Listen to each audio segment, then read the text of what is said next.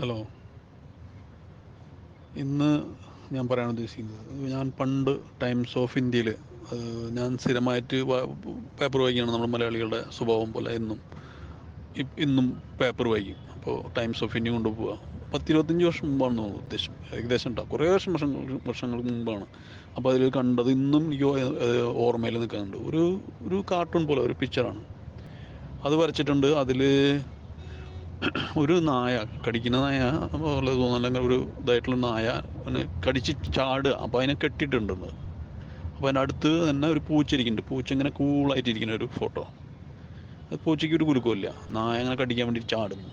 അതിന് കെട്ടിയിട്ടിട്ടുണ്ട്. എന്നിട്ട് അതിനൊരു ക്യാപ്ഷൻ കൊടുത്തിട്ടുണ്ട്, നോളേജ് ഈസ് പവർ. അത് എന്തോ മനസ്സിലുടക്കി ഇന്നും അത് അങ്ങനെ തന്നെ നിൽക്കണം. ശരിക്കും പറഞ്ഞാൽ സ്പിരിച്വാലിറ്റിയിലും അത് തന്നെയല്ലേ. നോളേജ് അതുണ്ടെങ്കിൽ നമുക്ക് പേടി ഉണ്ടാവില്ല. ഫിയർ, ഏറ്റവും വലിയ പേടികൾ വരെ നമ്മുടെ ഇല്ലാതാവുന്നു. മനുഷ്യൻ്റെ ഏറ്റവും വലിയ ഭയം എന്ന് പറയുന്നത് മരണഭയമാണ്. അതുപോലെ ഇല്ലാണ്ടാവണമെങ്കിൽ മനുഷ്യന് സ്പിരിച്വൽ സ്ട്രെങ്ത് വേണം, അപ്പം ഉണ്ടാവും. പിന്നെ ഇപ്പോഴത്തെ കാലത്ത് പറയുകയാണെങ്കിൽ നമ്മുടെ ബിസിനസ്സുകളിൽ ഏറ്റവും കൂടുതൽ ഉപയോഗിക്കുന്ന 2 വികാരങ്ങളുണ്ട്. അതാണ് ബിസിനസ്സിൻ്റെ ഏറ്റവും കൂടുതൽ ഉപയോഗിക്കുന്നത്. നിങ്ങൾ ശ്രദ്ധിച്ചാൽ കാണാൻ പറ്റുന്നതാണ്.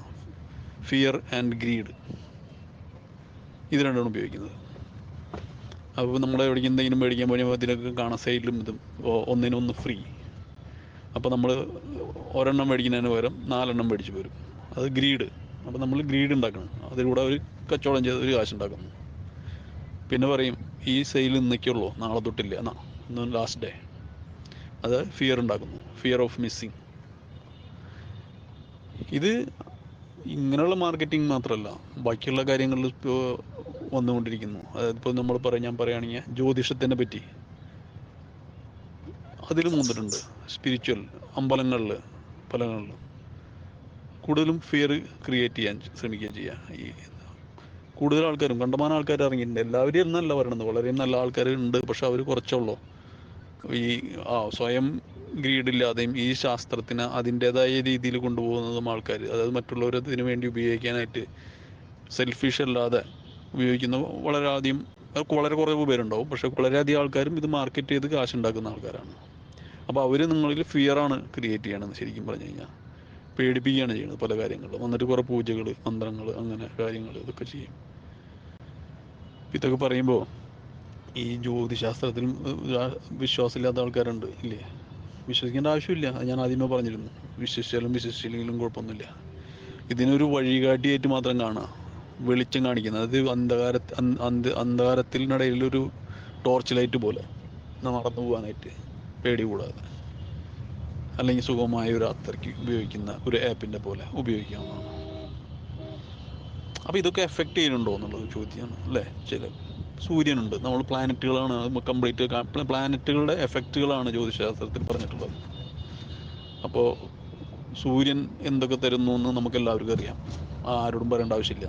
സൂര്യൻ്റെ പ്രവർത്തനങ്ങൾ എന്താണ്, സൂര്യൻ സൂര്യച്ചില്ലെങ്കിൽ എന്തുണ്ടാവും, അതുകൊണ്ട് എന്തൊക്കെ ഉണ്ടാവുന്നു എല്ലാം നമുക്കറിയാം. അതേപോലെ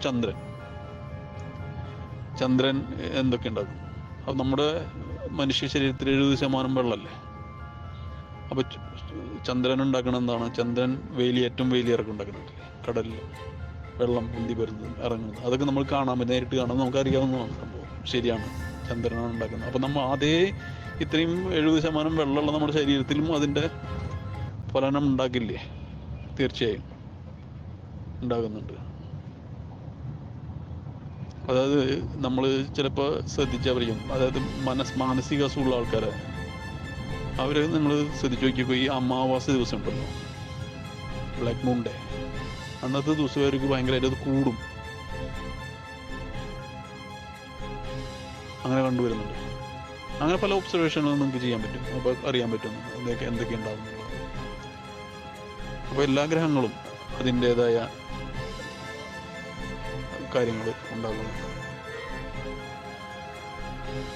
അപ്പോൾ ഈ 9 ഗ്രഹങ്ങളാണ് ഇതിൽ പറഞ്ഞിട്ടുള്ള മൊത്തത്തിൽ.